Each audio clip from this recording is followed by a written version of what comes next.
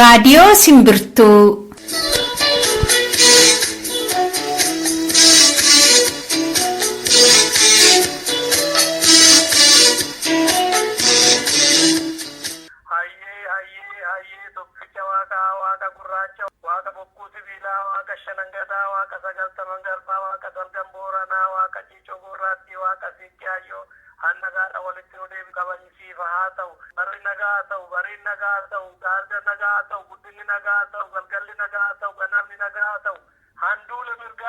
Guyyaansaa Kamisa gaafa caamsaa 26ti. Akkam jirtu dhaggeeffattoota keenya, kun qophii Simbirtuuti. Qophii keenya har'aatiin wantoota adda addaa qabannee dhiyaanneerra. Jalqaba oduudha. Oduutti aanee sirba tokko isin dhageessisuudhaan gara qophii addaatti dabarra. Qophiin addaa keenyarraa kan inni xiyyeeffatu yaadaan gara Oromiyaa bahaa isin geessuudhaan fincila xumura garbummaa godina sana keessatti deemaa jiru ilaalchisee nama achirraatii isinii affeerreetu kan nutti himan qabu jechuudha. Itti aanee kutaan lammaffaan immoo qophii imalaati. Qophiin imalaa keenya har'aa kan inni xiyyeeffatu bu'aa caamsaa 20ti Itoophiyaa keessatti. Mootummaan Itoophiyaa kan federaalaa fi kan Oromiyaa akkasumas immoo deeggartoonni fi miseensonni dhaabaa biyya bulchuu bu'aan caamsaa 20 fidee dhufe waan jedhan gurra isin buufne. Kan isaan jedhan kan ammoo dhuguma lafarra jira kan jedhu immoo barattoota keessaa, jiraattota keessaa namoota adda addaa itti affeerreerra. Kanatu dhiyaata jechuudha. Maarreen xumuraatti yoo nu caqasaa turtan irraa waa barachaa ittis akka bohaartan abdii keenyadha. Hunda kan dursu garuu oduudha.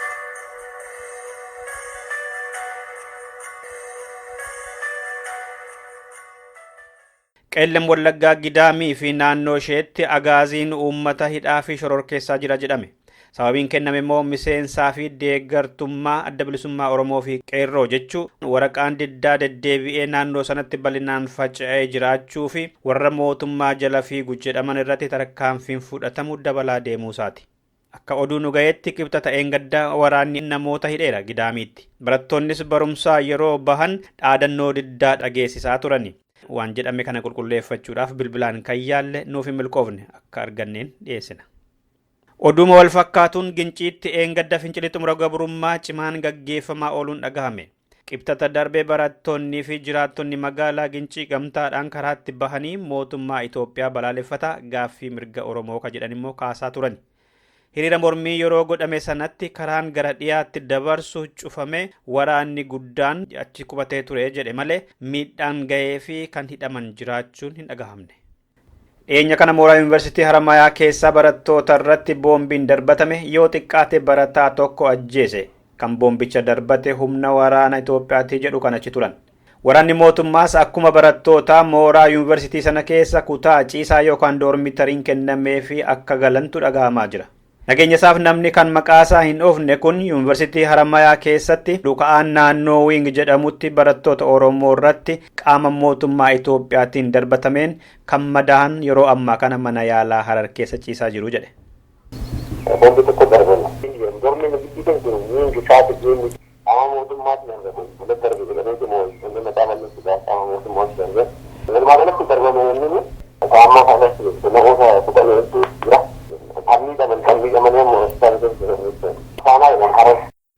Madoo qofaa osoo hin taane barataan tokko maqaansaa Balaay jedhamu boombichaatiin akka du'ee fi waraanni Itoophiyaa akaakuu adda addaa qaban mooricha keessatti manni kennamee fi akkuma barattoota jiraataa jiru jedhe. Balaay jedhama kan inni barataa uffata daffaadha. Boombiidhaan makalaakaa saraawwitii adimaa battaan maal poolisii naannoo jedhamtu keessaa bifa sadii asii kaa'amee jira. Akka barataatti dormii kana qabatanii taa'anii barata keessatti barsiisuu kana qofaatu jira.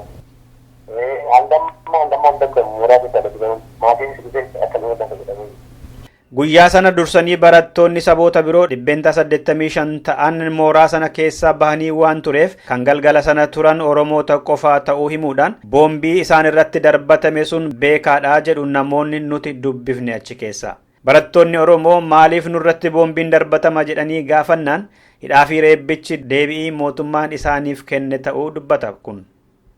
Sababa maaliif darbatti gaaffii seerumaan gaafatanii immoo deebisaan isaanii halkan dormii balbala cabsanii sananiiti ijoollee lubbuu ijoollee qaama ijoollee ciccibsanii gadi yaatanii dangees lubbuu beekni malee waraanni ijoollee kan baasan namni illee dhufatti maatii isaaniitti kanatti keessaa gadi isaan illee kanas erganii saat juga bagaimana mende le kusma di dalam itu kemarin untuk koneksi lokal nama bahasa itu normal tentang itu kita bahasa ini cara berbahasa juga belum.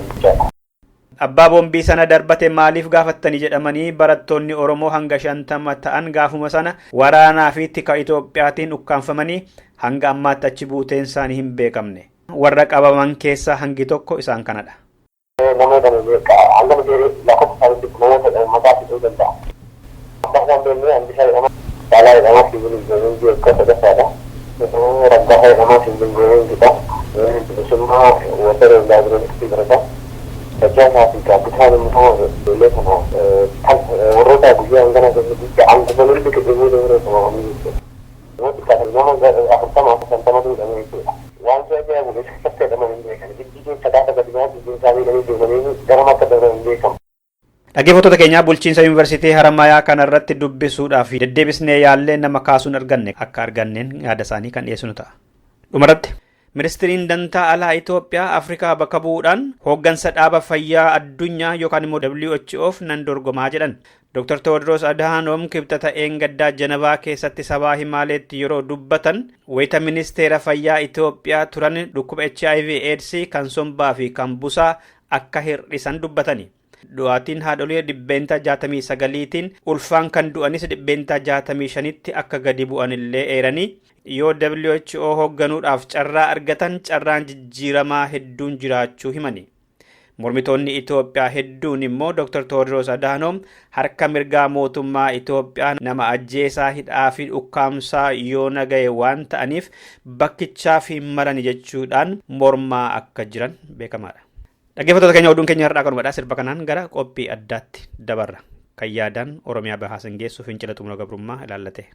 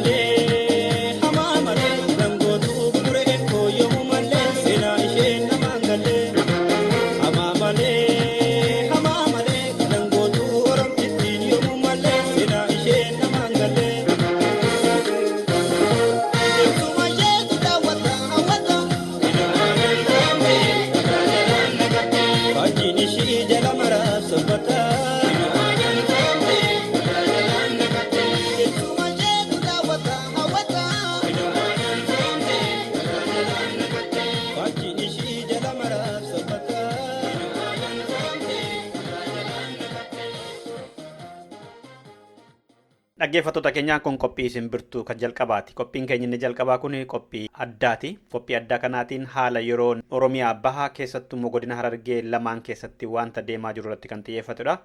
Keessummaa qabna naannoo sanarraatiin nama nutti himaniif fincila xumura gabrummaa bifa haaraatiin achi keessatti deemaa jiru irrattidha kan isaan dubbifneerru. Maarreen waliin tura.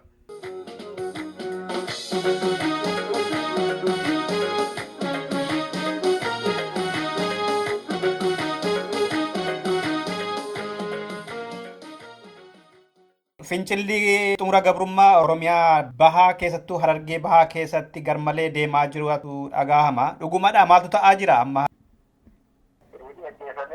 Magaalaa Burqaa Jittiidhaa bakka Jaamtoonaa Golootaa keessa. Amma dura torbee baatii akkana durallee ni jira. Yeroo kana amma dhaabbatee jira.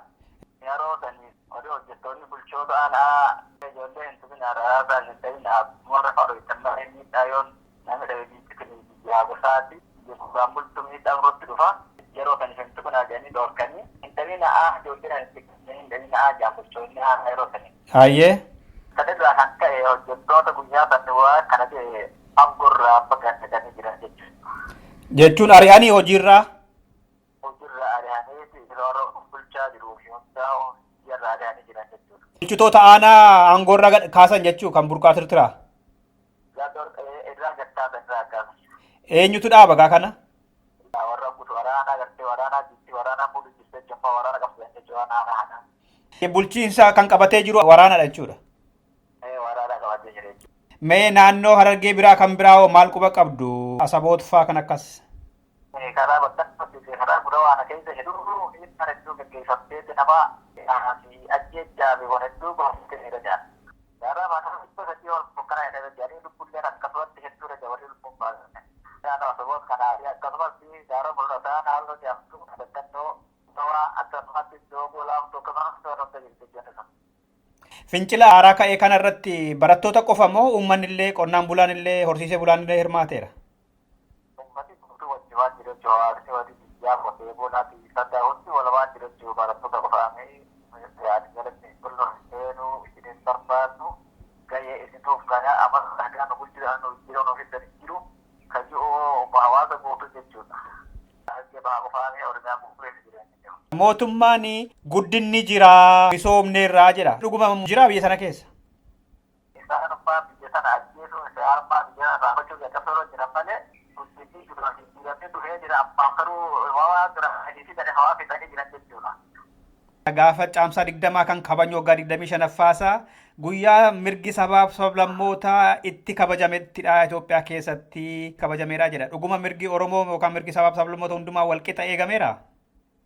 Mirgi amantii ta'ee jiru kan sablammootaa keessaa Oromoo kun Oromoo qabanii bakka jiran malee waan ta'eef ajjeechaa baadiyyaa fi waan kana hedduu isaanii waa taa'oo waa maal daandii jiru waan takka karaa daandii nama takka makiinaa takka biyyee yoo eegattu Oromoo takka waa hedduu tajaajila tabaatanii dabtanii akkasumas jirti. Wanti nama misoomaa takka jirti jechuudha. Sabab sablammoota Oromiyaa keessa jiru biyya jiru waliin buusuu fi amma saba walirraa karaa naannoo shanii karaa naannoo afurii kanaa waliin buusanii nama waliin gatuu malee gidduu ta'anii nama isaan bira wal gatuun lafa walumaan laalan. Godhatti akka jirtu nama asitti isaan bira wal gatuun itti laalan malee wanti formaata hidhatan kan jiru jechuudha. Fincila ji'a 6 walitti fufee jiru kana bulchiinsa gaariitu dhibee kanaafidha jedhu. Dhuguma gaaffiin uummanni Oromoo kaasu bulchiinsa gaarii dhibuudha moo gaaffii abbaa biyyummaati gaaffii bilisummaati? Gaaffii abbaa biyyummaati malee bulchiinsa jechuun bu'aa dhuunfaa bulchiinsidha. Wanti hojiirra jiru isuma maarra jinaatu mana nuti jira waan barbaadnu isaan hojjechaa wal faasimaa hundaa'u jiramu keessa barbaadna malee bulchaa jiruun faayidaa nuu hin qabnu jechu jira.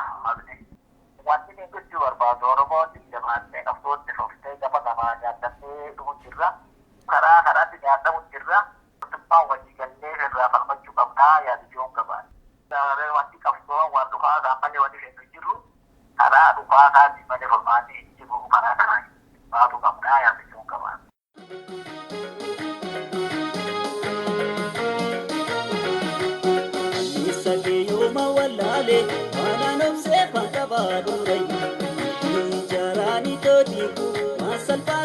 lakkisi wayyu kana jinnan sana jette sana jette yana saatan wallale mauli gadi kaatu nanu jiru kedo jettu yate yabantu isage yoma wallale kana nofse pakabadu wayyu jarani todibu masal pasete lakkisi wayyu kana jinnan sana jette yana saatan wallale mauli gadi kaatu nanu jiru kedo jettu yate yabantu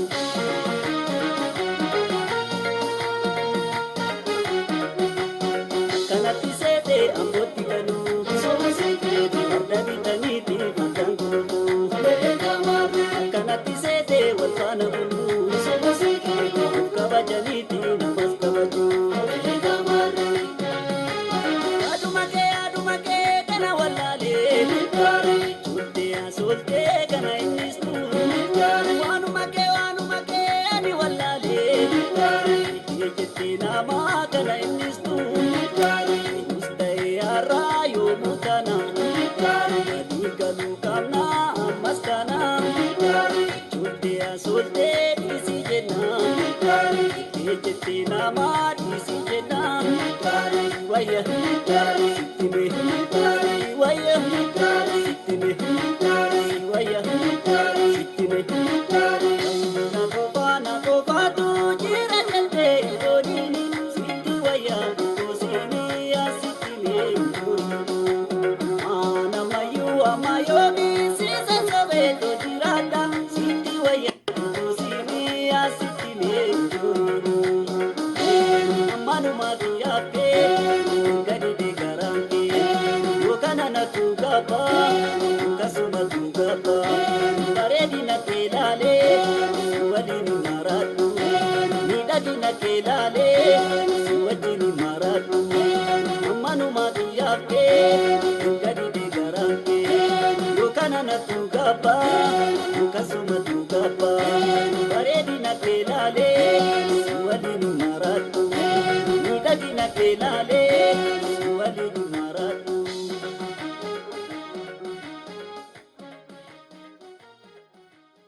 Qophiin keenya itti fufeera amma kan dhiyaatu qophii imalaati. Qophiin imalaa keenya har'aa immoo kan inni xiyyeeffatu bu'aa caamsaa 20 yookaan immoo mootummaan amma Itoophiyaa bulchaa jiru erga aangoo qabatee injifannoolee gurguddoo argamsiiseera ittiin jedhu kan irratti xiyyeeffannudha. Warra mootummaa deeggaranii fi mootummaan maal akka jedhu dura dhiyeessina. Isaa booda immoo dhuguma kan mootummaaf deeggartoonni isaa jedhan kun lafarratti mul'ateera akka jedhu barattootaa fi jiraattota keessaa namoota dubbisneerra hanga xumuraatti yoo waliin turtan irraa waa hubattu kan jedhu abdii qabna. Sirba gabaabduu booda qabadhe dhiyaadha.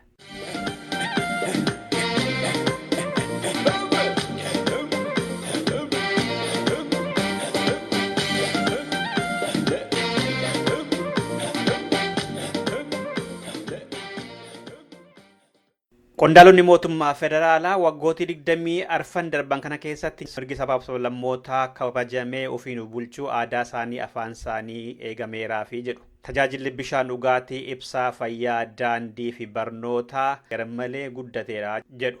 Waggootii 25 darban kana oomishni qonnaa dabalee nyaataan uf dandeenyeerra jedhu. Caamsaa 20 baranaa kun ayyaana injifannoo akka ta'uu fi waggaa walii ibsanillee dhaggeeffadha. ምግብ ሰብል በተለይ አሁን ደግሞ ራሳችንን መመገብ የምንችልበት ደረጃ መሆኑን መጥቀስ እንችላለን። ባለፉት 24 ዓመታት 25ኛ ዓመት ስናከብር የበለጸገች ሀገር የምንገነባበት ህዝቦቿ ተጠቃሚ የሚሆኑባት ሀገር የምንገነባበት በዓል ይሁን እንላለን። Gara Oromiyaatti moggaa deebinu pirezidantiin Oromiyaa obbo Muktaar Kadir immoo injifannoolee caamsaan argamsiise keessattuu gama dargaggootaaf dubartootaan ilaalchisee kan haasaa godhan kana fakkaata. Hoggansa dhaaba keenyaatiin hojiileen murteessoo ta'an hojjetamaa jiru. Bu'aan gurguddaanis galmaa'aa jiru. Dubartoonni naannoo keenya isa darbe caalaa raayyoomanii dandeettii isaanii hundaan sochii guddinaa jalqabame of dura tarkaanfachiisuu ammas xiyyeeffannaa addaatiin hoogganuu kan itti fufu ta'uusaa irra deebi'ee mirkaneessuu barbaada. Dargaggoonni naannoo Oromiyaa bu'aalee injifannoo caamsaa 20 daran babal'isuu fi haaromsa keenya milkeessuuf isa darbe caalaa tumsuu akka itti fuftan waamicha koo dabarsa. Miseensonni fi deeggartoonni dhaabbata Dimokiraasummaa Uummata Oromoo bu'aa caamsaa kana akkamitti ibsu laata dhaggeeffadhaa. Jiraachuun koo bu'aa caamsaa 20 jedhee innaan goolabe natti tola. Aadaa keenyaas guddifachaa jirra. Afaan keenyaan barachaa, afaan keenyaan bobbaanee galu jirra. Hojii dhabdummaas hir'isuu kan dandeenyu tarsiimoo fi toora keenyaanii jedhee dhaabni keenya sirriitti diizaayin godhee gara hojiitti galeera. Kabajni quuqamni inni dargaggeessaaf qabu adda waan ta'eef jecha. Lafarratti wanti jedhame kun jira dhuguma misoomni tajaajilli hawaasummaa hunduu mirgi dhala namaas kabajameera laata. Asirratti immoo jiraattota Oromiyaa keessaa nama adda addaa dubbisneerra mana barumsaa keessaas barataa tokko dubbisneerra isaan immoo maal akka jedhan amma dhiyaata. Mee waggaa 25 kana keessaa tajaajilli fayyaa, kan barnootaa, kan bishaanii, kan daandii dhuguma akka barbaadanitti isinii galeera yookaan itti gammaddaniittu kan mootummaan isinii dhiyeessu? Wanni barnoota baay'ee baratanii fooyya'anii argamee jira. Waan gama bishaanii gadi daandiitti waa imaatti wanni takkaawwan biratti fooyya'anii argamee yeroo fidanii lafa daandiitti argamaa jira malee falmaa jira. Mootummaan kanaatiin tokko maal ta'ee barbaaddu sin mootummaan kun tokko maal isinii godhee barbaaddu? Mootummaan odoo dura aangoo isaa kallattisee dura ajjee barbaadna malee waan inni godhuu barbaadu gayaa fi amata akkana nu bulchaa jiran gayaa qabsa beekaa qabsa deesisee yeroo isa barbaadu.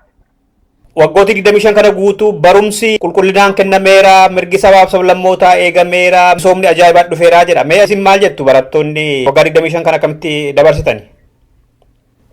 Guddinni akkanaa maal waan barbaachisuuf danda'a miidhagina.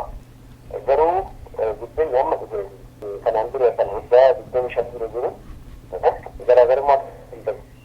Waggaa 25 darban waggaa dhiiga nama wajjin darbe waggaa qabsaa'ota wajjin darbe waggaa dhiigaan awwaalan jirti waggaa extraction of society kan jedhamutti gaggeeffamaa jirudha waggaa 25 kun waggaa guddinni waggaa sabaa sablammii nutti bu'anii waggaa jiruuf jireenya ilma namaatiif akka dhiigaatti haadhaa'ee ilmummaa namaatiif namni tokko ilmummaa isaatiin of jibbee itti jiraatedha waggaa sana godhuu malee ani dhaabbiin qabu amma barbaadummaa barri gafummaa akka barri bara dumaa kana ba'aa gafummaa barri firaa darbinu kana kana firii bara kana bara kana gafummaa firaa darbuudhaaf bara addaa dura ummanni qe'ee akka bara kanaa nu faana hirmaatee jiru ta'uu jedhu waggaa tokko kan waggaa namitti fudhatu ummata abdii ummata kanaa kana firaa darbuudhaaf ummanni haala jiran ummata keessaa deemee qabsoodhaaf deemee barnoota dhiisan gargaaraa yaadaan gargaaraa qorraa keessa baqatanii kan gargaaraa kan jiraatan ni jiru deemee namni walitti qabanii akka biyyoota gargaaranii ummata qeeyyisan akka isaanaan akka abbootiin keessa isaanii sun bitaanne akka waan godhaaf jedhanii ijoollee isaanii gurguran ijoollee immoo barnoota irraa ari'an tooftaa isaa ittiin baratan haala dandeessee warra biyyaadha akkasuma godhe warra biyya keessa ittiin jirummoo ejjennoodhaan uummanni gadi yaa'ee barattoota afur dhaabbatee ofirraa jara kana qaamni mootummaa dhugaa arge bara hin osoo deemee jedhee biyyaa akka lamatti fudhatu. Istiraatiijii isaanii kun istiraatiijii beekameetti jira qaamni beeku jira yeroo beekamu isaa beeku jira malee.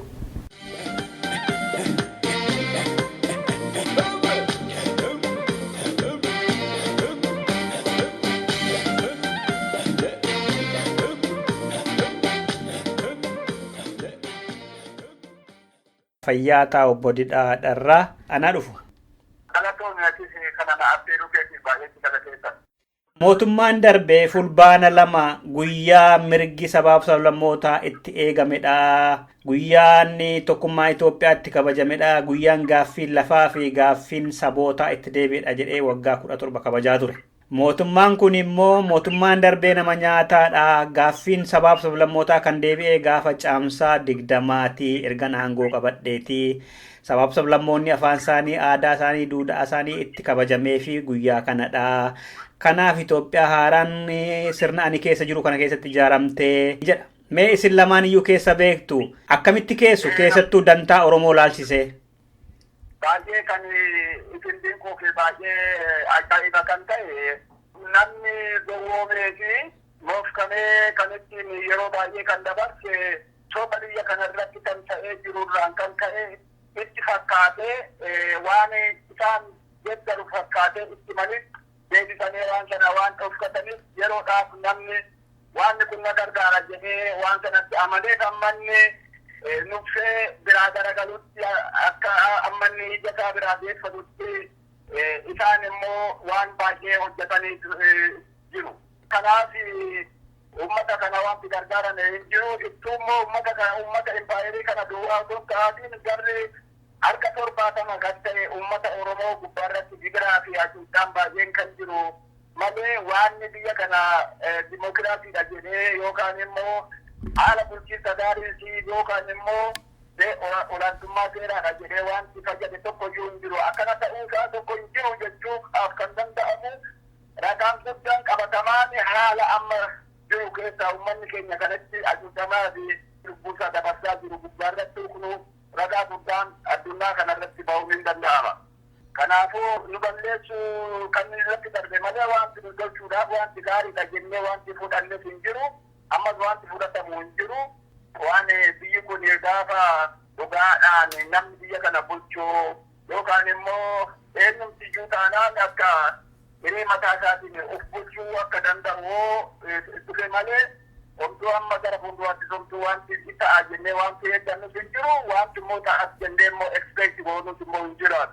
Obbo Muktaar Kadirfaa pirezidantiin mootummaa Oromiyaa dhiyeenya kana gaafa caamsaa 20 kabajuudhaaf dubbatan mirgi keenya eegameera, mirgi dubartootaa, mirgi daa'immanii, eegumsi naannoo, mirgi dimokiraasii ofiin bulchuun kun kabajameeraa jedhu. Mootummaan federaalaas akkas jedha, sabaa himaan biyyattiis akkas jedha. Dabballoonni dhaabbata dimokiraasummaa uummata Oromoof ofii bulchineerraa jedhu. Dubartootas televezyiiniitti dhiyaasanii fayyadamneerraa jedhu. Qonnaan bultoonni tokko tokkos miliyoonota taaneerraa jedhu. Isin immoo hin jiru jechuu keessanii wanti jedhamu kun sobachuudha. Baay'ee sobaa duratti mayyuu kan hin dubbadhe biyyi kun kan ittiin bultee fi kan ittiin yeroo ishii dabarsite olola sobaatiin malee olola dhugaatiin hin jiru. Kana ta'uu ammas immoo ragaan nuti jiruyyuu uummanni kun fi keessaa ijoollee fi dubartoonni baay'ee hacuucamuu isaaniitiifuu ittiin badii isaanii waan uume malee waan isaan tolcheyyuu tokkoyyuu hin jiru. Akkuma duratti jedhe mootummaan sadanuuyyuu siginqaa kana ililaagees dargii ta'e kan amma ta'uuyyuu waanni tokko waan uummanni qajeelu tokko itti argisiisanii qabsiisu. Kanaaf innaa itti argisiisanii dhuguma na fayyada jedhanii itti goru innaa gaafa ilaalanii ammas deebi'anii dubbiin qaraa fi sobaa tokko innaa nuffisiisu biraa garagalanii dhibbanii haala fincilaa yoo danda'an finciluu yookaan immoo itti fadhiisanii taa'anii du'uu malee dharraan biraa tokkoyyuu hin jiru. Soba waan dhugaa tokkoyyuu hin jiru. Aanolee bakka adda addaa karaanii galee fiiraa ibsaan galeeraa jedhu. Eegumsi fayyaa gahaa jiraa jedhu. Qorichi gahaa jiraa jedhu. Manni barumsaa tajaajila barnootaa meeshaaf ogeessa barsiisotaa wajjiniin gahaa kennaa jiraa jedhu. Mee isin naannoo isin jiraattan kun dhuguma kallattii arfaniin iyyuu ibsaanis bishaanis manni barumsaas kitaaba gahaa argatee barsiisonnis nagaan ba'anii galanii barsiisuu irratti barattoonnis nagaan ba'anii baratuu irratti waan kun hundi guuteera. Naannuma keessanillee olaallee obboleedha.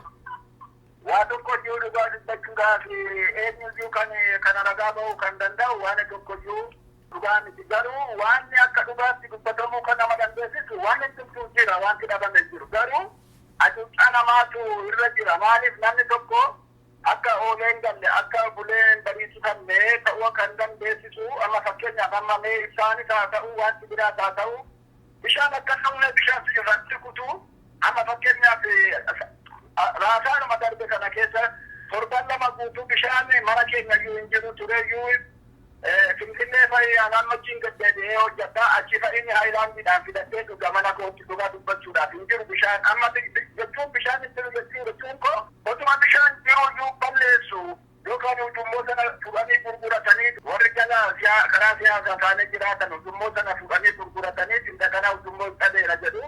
Isaanis akkanumaa isaan maaliif akkana guutuu jedhanii lakki rakkoo biraatu jiraa nu jalaa ciccita malee ibsaa namni dhaamsee jiru jedhu. Namni uummanni immoo dhuma dhaamsuu jedhu dhuma balleessuu jedhu isaan nama beekaa akkana godhaa jedhu. Maaliif biyyi kuni nuufsillee kanaan dura waan guddaan nama amansiisu yeroo waggaa kana uummanni kun hin fille isaan humnuma isaaniitiin darban malee kanaaf hacuucaa fi adabbii irratti nu gochaa jiru jedha uummanni. Dhuguma immoo innaa ilaalamu dubbiin dhuguma fakkaata ifa kanaa waan ta'ateef ijoolleen mana barumsaa irrattis immoo seeraan namoonni baratu iyyuu hin jiru. Barsiisaanis rakkoo mataa isaarraa kan ta'ee fi isaanis galgala ganama mana barumsaa keessa seenanii kan ijatti babaataniif kan qawweetti wanni godhaniif sodaatanii taa'u malee yookaan gara mana isaaniitti deemu malee namni seeraan kabajamee hojii sanas kabajee yookiis kabajee kan kabachiisa jiraatu yoo tokkoyyuu waan dharaa waan ta'eedha dhugaan tokkoyyuu hin jiru sin jechuu kooti. Misoomaan hedduu dursaa jirti Itoophiyaanii jedha sabaa himaa fi qondaalonni mootummaa. Qonni dabaleeraa jedhu gama tokkoon immoo beelli jiraa jedhu. Zayitii fi shukkaarri immoo waggaa dhibuutu mul'ata. Konkolaataan boba'aa dhabee waggaa dhaabbatus mul'ata jedhameetu immoo gabaafama. Rakkinni zayitii maalirraa madda yoo jira ta'e kan ibsaa maalirraa madda yoo jira ta'e yoo misoomni qonnaa dabalee ta'e beelli maalirraa maddame?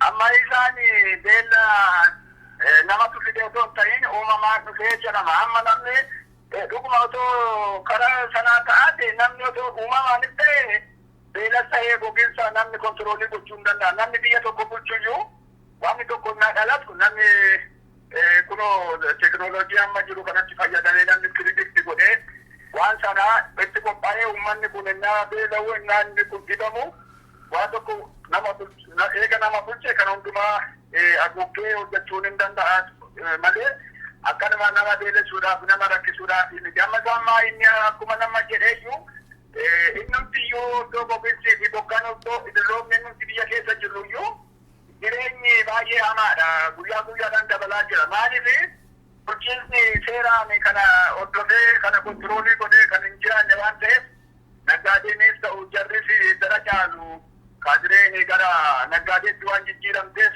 waan hundumaa guyyaa guyyaadhaan dabalu waan ta'eef namni immoo galii xinnoo kan qabu kana hundumaa gatii guddaadhaan bitee jiraachuu hin danda'u. Ijoollee isaa barsiifachuu hin danda'u. Isaatii dunkaan kan jiraatu iyyuu ijoollee isaa barsiifatee jiraachuu waan hin dandeenyeef jireenyi biyya kanaa baay'ee guyyaa guyyaadhaan dabalaa deema. Zayitii jettes immoo zayitiin iddoo itti awwaalamu sitiin hin jiru ijumaan mul'atu iyyuu biyyuma keessatti iyyuu. Caamsaa 20 wal qabatee mirgi sabaaf sablammootaatti kabajameedha jedhee amma kabajaa jira. Dhuguma mirgi ofiinu bulchuu saboota naannolee mirgi dhala namaa seeraan ala hidhamuu, ajjeefamuu, reebamuu, barumsarraa ari'amuu, hojiirraa ari'amuu kun kabajameera Itoophiyaa keessatti. Addatti immoo Oromiyaa keessatti bakka isin beektan. Yaani bakka hundumaayyuu sirriitti hin beekaa. Bakka immoo sirri koo hin jirres hin jiru. Informeeshinii adda addaa nan dhaga'a. Maaliif namni keenya xinnaa hubame waan quuqamuu fi waan halkanii guyyaa bo'aa waan hin buluu fi waan jiru hundumaa dhaga'uus nan danda'a. Dhugaa dubbachuudhaaf homaa waan wal dhoksanis hin jiru. Har'a dhoksanii boru waan tokko saaxilamee yookaan dhugaan bahuu waan danda'uuf wanti nama sobsiisu hin jiru. Naannoodhuma Oromiyaatti iyyuu Oromiyaan olaantummaa bulchiinsaan kan qabame gara waan ta'aateef isaan kun humna hin qaban. Isaan irraa fudhataniiru aangoo irraa waan fudhataniif uummata isaanii bulchuus hin dandeenye. Ijoolleen darbanii xinnooshii wayyaa qaban isaan hin doorsisuu jirraa dhihuu waan adda addaa godhu waan ta'ateef warri immoo alagaa jala deemanii isaan jala wanni ta'an humna hin qabanii ennaa namni isaan bukkeetti dhufu ennaa namni isaan biratti hidhamu ennaa namni isaan biratti dhibamu ennaa isaa biyyaa bahu waa tokkotu maaliif akkana ta'ee jedhanii dubbatanii akkuma kunoo isinii hundumti keessan akka dhageessan waan ta'ateef malee waan fayyadu tokko iyyuu hin jiru. Isaan humna hin qabanii Oromiyaarra hin bulchu jedhanii kan yaadanii waan bulchanis miti kan bulchu waraanaatu biyya kana bulcha malee isaan biyya hin bulchan. Namni waaqumatu wal kabajee wajjin hin jiraata malee sirma eenyuyyuu saba biraa ta'ee saba keenya sa'oo ta'aatee wal kabajee wajjin hin jiraata malee mootummaan kun nama seeraan nama qabatee nama bulchee yookaan immoo riijiniin inti Oromiyaa kuniyyuu nama bulchaa jedhamee waan abdii irratti godhamu waa tokkoyyuu hin jiru. Mootummaa Oromiyaa ka ture waraana federaalaatiin bakka bu'eera jedhameetu bal'inaan dubbatama. Bakka hedduutti immoo waraanni federaalaa shamarran gudeeduu, haadha manaa abbaa manaa biratti gudeeduu, nama reebuu, karaarraa qabee nama hidhuu, nama sakatta'uu ka jedhu kun dubbatama. Dhugaadha wanti kun? Naannoo kanaatti asitti wanti godhame ija kootti hin argine garuu hin odeeffama waan akkanaa odeeffannoo hin jira. Odeeffannoo kun nan dhagaa. Amma obbo Didhaan mootummaa lama sirriitti beektu mootummaa darbeef mootummaa kana mee akkamitti keessu mirga dhala namaa fi misoomaan walqixxummaa sabaatiin dhala namaa kabajuu irratti xiyyeeffannaa isaan Oromoo irratti qaban yoggaa ilaaltan mootummoota kana lamaan eessa keessu mee?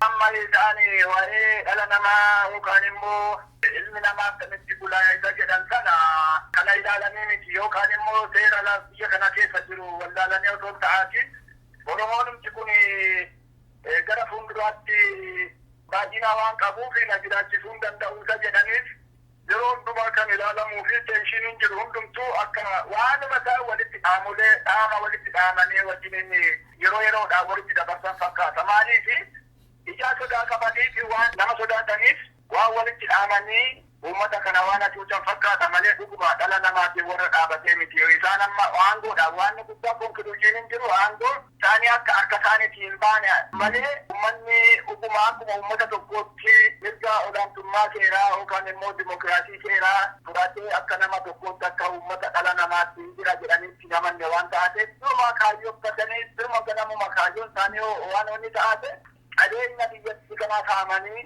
akkamitti uummata kana hacuucanii akkamitti akka bulchan diraamaa akkamitti bulchuu akka danda'an isa tokkorraa waliin dhahanii akkatti bulchan tooftaa ittiin dhufan sana ishumarraa deemu malee dhugumayyuu biyya kootii yookaan immoo biyya namaatii yookaan immoo mirga nama namaatii jedhanii guyyaa gaaf tokkoyyuu akka nama hin bulchine nan beeka. Akka nama namaatti osoo hin ta'in namni tokko deebii tokko deebisuu gaafii tokko gaafate waan aangoorraa fudhatanitti fakkaata waan ta'ateef isaan kanaatiin itti kan lafa taa'anii jechuu barbaadeessa.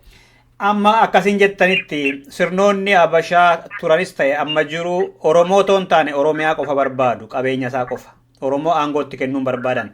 Akkas taanaan Itoophiyaa isaan barbaadan suni wabii qabdiiree gara fuulduraatti immoo akkasumatti Oromootu dhiitamee bula jedhanii yaadu laata?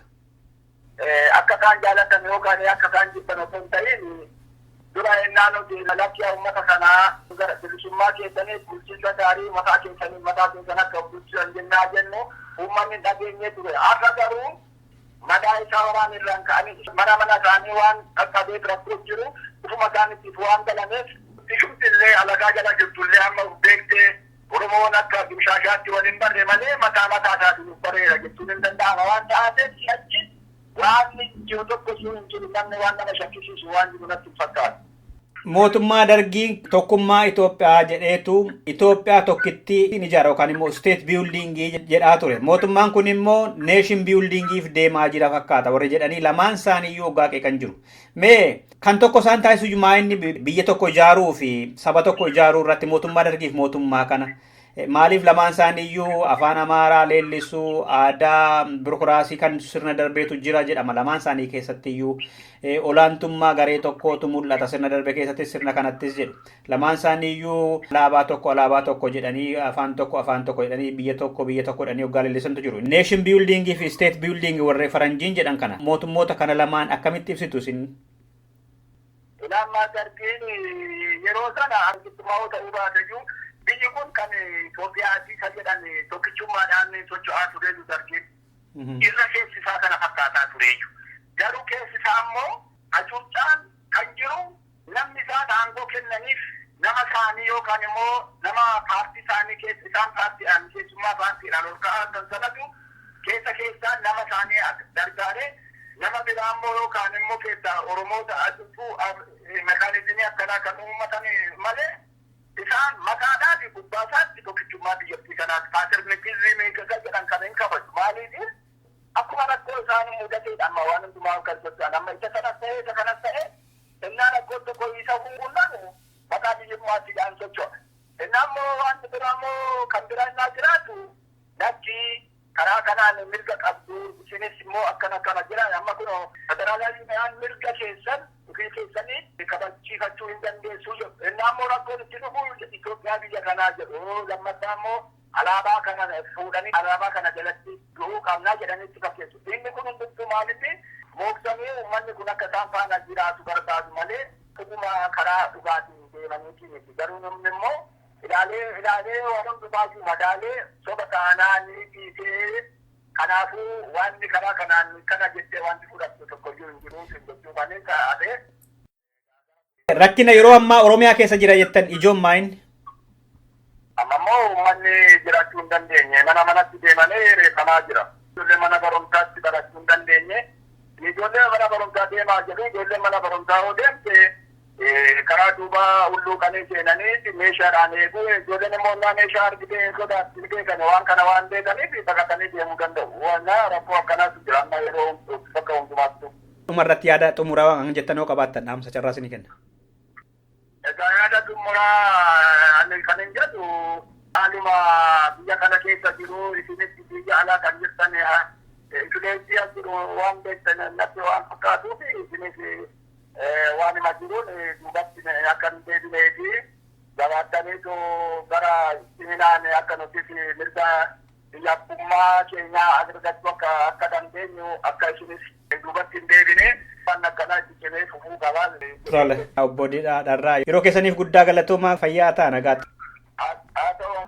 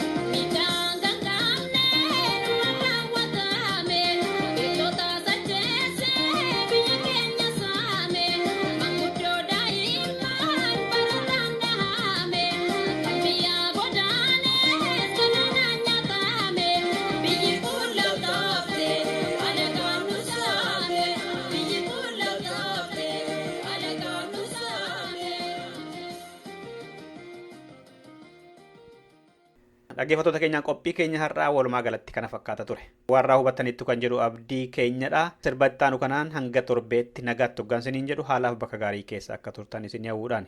Ani Dassuu Duulaati.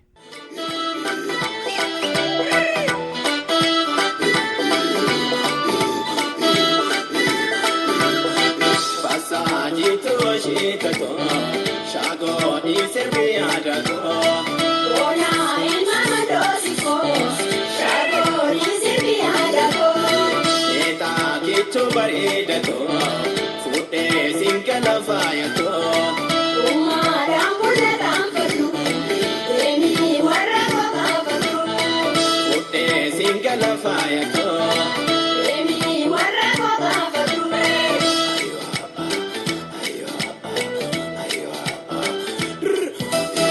Goshatiyaa maalli keessaanis goshatiyaa jaanoo bitee keessaa. Goshatiyaa warri godhaan galoo goshatiyaa naabiti gochaanoo. Goshatiyaa aanoo si jaaladhaa goshatiyaa fuudhee singaaladhaa. Goshatiyaa fuudhuu nan gaaladhu goshatiyaa fuudhee singaaladhaa.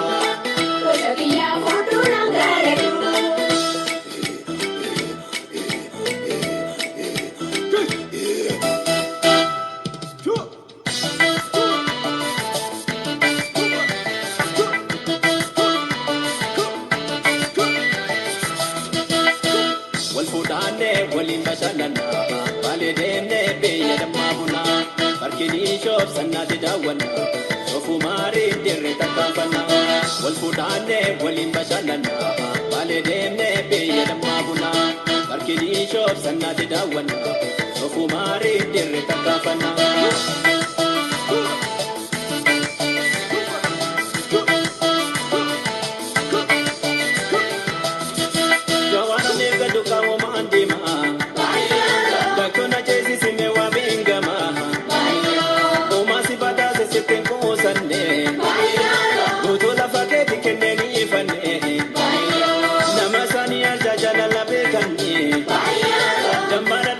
Simana ni sani, kurka barete ni biya go tota.